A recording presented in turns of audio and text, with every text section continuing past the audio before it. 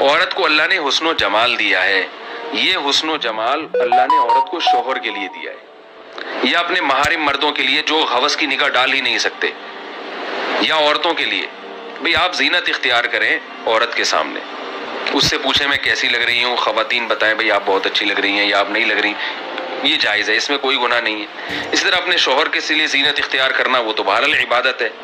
والد اور بھائی کے سامنے آنا، ان سے پردہ فرض نہیں ہے، زینت ان کے سامنے بھی ظاہر کر سکتی ہیں، نامحرم مرد کے سامنے زینت ظاہر نہیں کر سکتی۔ یہ مطلب ہے اپنی عفت اور اپنی عزت کی حفاظت، اپنی عزتوں کا جنازہ نکال کے فخر کرنا، یہ یورپ کا کلچر ہے۔ اپنے بدن کی نمائش کر کے، دنیا کے سامنے اپنے بدن کی نمائش کر کے اس پہ فخر کرنا، یہ یورپ کا کلچر ہے، یہ حیوانگی ہے، درندگی ہے۔ نبی صلی اللہ علیہ وسلم نے فرمایا نا کہ قرب قیامت میں، حدیث کا جو مفہوم بتا رہا ہوں کہ ہر چیز الٹی ہونا شروع ہو جائے گی۔ جو کام کسی زمانے میں بہت بڑی ذلت سمجھا جاتا تھا، وہ کام اس زمانے میں عزت سمجھا جاتا ہے۔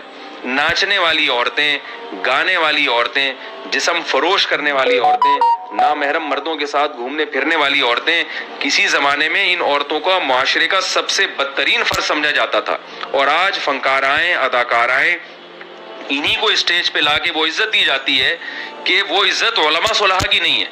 تو یہ اس عزت سے ہرگز متاثر نہ ہو۔ بے پردہ خواتین کی جو عزت ہے معاشرے میں، بے شرم اور بے حیا خواتین کی جو عزت ہے معاشرے میں، خدا کی قسم وہ عزت عارضی ہے، وہ عزت وقتی ہے، یہ والی عزت بہت بڑی ذلت کا پیش خیمہ ہے۔ یہ وہ عزت نہیں ہے جس پہ ہم فخر کریں۔ مجھے ایک صاحب نے مجھے کہا کہ بھائی یہ فنکاروں کی اتنی عزت ہے حضرت، میں بڑا حیران ہوتا ہوں، یہ جو بڑے بڑے گلوکار اداکار آتے ہیں، تو اگر یہ اتنے جو ہے نا وہ اللہ کی نظر میں گرے ہوئے ہوتے تو ان کو دنیا میں اتنی عزت کیوں ملتی؟ میں نے کہا بھائی دنیا کی عزت پہ اگر آپ جا رہے ہو تو ان کی لاشوں کو جلتا ہوا دیکھ لو۔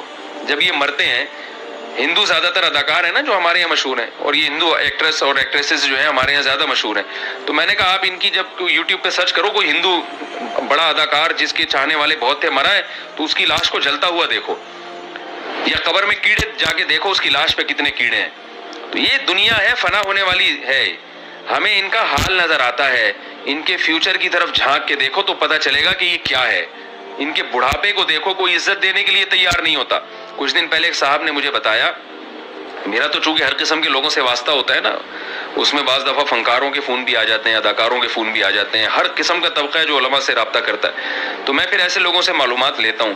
تو ایک صاحب نے مجھے بتایا کہ پاکستان کے جو مشہور ترین اداکارہ تھی، مجھے نام یاد نہیں اس کا، اس اداکارہ کا کہہ رہے میں نے دیکھا اس کو کہ وہ انتہائی قسم پرسی کی حالت میں بڑھاپے کی زندگی گزار رہی ہے، اور اس کے منہ سے رال ٹپکتی ہے تو کوئی صاف کرنے والا نہیں ہے، بیمار ہے تو کوئی علاج کرنے والا نہیں ہے، اور کوئی پرسان حال نہیں ہے اس کا۔ کہہ رہے وہ صاحب مجھے بتانے لگے کہ وہ اداکارہ جو تھی ہمارے بچپن میں اتنی فیمس ایکٹریس تھی کہ ہم اس کی ڈرامہ یا فلم، انہوں نے کیا کہا مجھے صحیح یاد نہیں رہا، اس کی فلم دیکھنے کے لیے انتظار میں رہتے تھے کہ کب اس کی فلم ریلیز ہوگی، کب اس کا ڈرامہ آئے گا تو ہم دیکھیں گے۔ اور کہا کہ بڑھاپے میں اس کی حالت کیا ہے، کہ کہہ رہے ہیں کہ انتہائی قسم پرسی کی حالت میں زندگی، کوئی پوچھنے والا نہیں ہے، کوئی سلام کرنے والا نہیں۔ تو وہ مجھے کہنے لگے یار مجھے بڑی عبرت ہوئی ہے یہ منظر دیکھ کے۔ تو میں نے کہا عبرت ہونی چاہیے، ان کی جوانی تھی جس کی وجہ سے لوگ ان پہ عاشق تھے اور ان کی باتیں سنا کرتے تھے، آج یہ حسن و جمال چلا گیا تو اب کوئی سلام کرنے والا نہیں ہے۔ تو بالکل صحیح ہوا، لوگ جس چیز پہ مرتے تھے جب وہ چیز ختم ہو گئی تو اب کیا لفٹ کرائیں گے لوگ ان کو۔ اس کی مثال ایسے ہے نا، میں ایک واقعہ لطیفہ سناتا ہوں، بڑا سبق آموز ہے، کہ ایک حکیم صاحب تھے، وہ جو تھے نا وہ غریب تھے تو کوئی ان کو سلام نہیں کرتا تھا، ان کے پاس پیسہ ہی نہیں تھا، جہاں سے گزرتے لوگ منہ پھیر لیتے۔ اللہ کا کرنا یہ ہوا کہ ان حکیم صاحب کے پاس بہت مال و دولت آ گئی اور بڑے مالدار ہو گئے، اور ان کی تجوریاں جو ہے وہ سونے کے سکوں سے بھر گئیں۔ اب کیا ہوا ہے کہ وہ حکیم صاحب جہاں سے گزرتے، اب ان کے لباس، خوراک، پوشاک، سارا معیار زندگی بدل گیا۔ تو حکیم صاحب جہاں سے بھی گزرتے تو لوگ ان کو کہتے السلام علیکم، حکیم صاحب جی السلام علیکم۔ تو حکیم صاحب جواب نہیں دیتے، کہتے اچھا ٹھیک ہے پہنچا دوں گا۔ لوگ حیران ہوئے کہ بھئی یہ کیا بات ہے، ہم حکیم صاحب کو سلام کرتے ہیں، حکیم صاحب السلام علیکم، جھک جھک کے سلام کر رہے ہیں ان کی شیروانی دیکھ کے، اور حکیم صاحب کہتے ہیں ہاں ہاں پہنچا دوں گا۔ ایک دن ایک آدمی نے پکڑ لیا کہ حکیم صاحب ہم آپ کو سلام کر رہے ہیں، آپ کس کو پہنچا دیں گے؟ انہوں نے کہا اصل میں تم لوگ مجھے سلام نہیں کرتے، میری دولت کو سلام کرتے ہو۔ کہا کہ جب میرے پاس پیسے نہیں تھے کوئی بھی سلام نہیں کرتا تھا. اب جب میرے تجوریاں بھر گئی ہیں تم سب مجھے سلام کرتے ہو. تو اصل میں مجھے نہیں کر رہے بلکہ کس کو کر رہے ہو؟ پیسے کو. تو میں رات کو اپنی تجوری کے پاس جا کے بتاتا ہوں بھائی غفار بھائی نے بھی تجھے سلام کہا ہے, وسیم بھائی نے بھی سلام کہا ہے, اور کلیم بھائی بھی سلام کر رہے تھے, اور بی بی گل چمن گزر رہی تھیں انہوں نے بھی تجھے سلام کہا ہے. تو یہ سارے سلام میں پہنچا دیتا ہوں اور اس سے کہتا ہوں تو خود ہی وعلیکم سلام کہتے بھائی ان سب کو. تو یہ جو فنکار اداکارائیں ہیں جن کو دیکھ کر آج کی خواتین متاثر ہوتی ہیں, ان کی عزت دیکھ کے ناچنے گانے والیوں کی کہ ہائے کاش بھی ہم بھی ان جیسے ہوتے, تو کبھی ان کا بڑھاپا بھی تو دیکھیں, ان کی قبر بھی تو جا کے دیکھیں. بڑھاپے سے پہلے, قبر سے پہلے تو بڑھاپا ہے, وہ تو نظر آتا ہے. قبر کے اندر تو ہم جھانک کے نہیں دیکھ سکتے لیکن بڑھاپا تو نظر آتا ہے. تو کس قسمہ پرسی میں یہ لوگ زندگی گزارتے ہیں. ایک اداکار نے مجھے بتایا, اس نے کہا یہ جو بعض بوڑھے ایکٹرز کو جو اسٹیج پہ لا کے عزت دی جاتی ہے نا, تو یہ بھی تھوڑی دیر کے لیے دی جاتی ہے, صرف میڈیا کے سامنے لانے کے لیے. تھوڑی دیر کی عزت, اس کے بعد ان کو بھی کک آؤٹ کیا جاتا ہے. چلو بھائی گھر جا کے کھانسو, ادھر کھانسنے کی اجازت نہیں ہے. ان کا بھی کوئی پرسان حال نہیں ہوتا. اولادیں ان کی نہیں مانتی. ظاہر ہے جب اب آپ نے اللہ اس کے رسول ہی نہیں سمجھایا کسی کو, تو وہ باپ کو کہاں مانے گا؟ وہ کیسے باپ کی اطاعت کریں گے؟ وہ اولادیں نہیں مانتی. تو اس لیے ایک شاعر نے بڑا پیارا شعر کہا ہے نا کہ رنگ رلیوں پہ زمانے کی نہ جانا اے دل, یہ خزاں ہے جو با انداز بہار آئی ہے. یہ خزاں ہے لیکن اسٹائل اس کا بہار والا ہے یہ خزاں, حقیقت میں یہ بہار نہیں ہے. تو یہ جو دنیا کی بہاریں ہیں ان سے کبھی متاثر نہیں ہونا چاہیے. آپ جائز لذتیں ضرور اختیار کریں, جائز دولت ضرور رکھیں, جائز پیسہ جائز زینت ضرور اختیار کریں, مگر دنیا داروں کی اور اللہ کے نافرمانوں کی زیب و زینت دیکھ کر کبھی متاثر نہ ہوں. اس پر اور بھی بڑے واقعات ہیں قرآن مجید میں بیان کروں گا تو بات لمبی ہو جائے گی. تو اللہ تعالیٰ نے بڑے حقوق رکھے ہیں اپنے بھی اور اپنے بندوں کے بھی.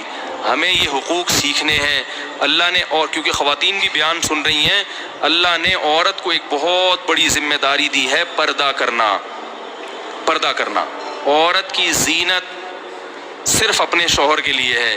وہ زینت ظاہر کر سکتی ہے بھائیوں کے سامنے, باپ کے سامنے, بھتیجے کے سامنے, بھانجے کے سامنے. قرآن نے ایک ایک رشتے کا تذکرہ کیا ہے کہ کس کے سامنے عورت زینت ظاہر کر سکتی ہے, یہ بتانے کے لیے کہ اس کے علاوہ عورت کسی کے سامنے زینت ظاہر نہیں کر سکتی.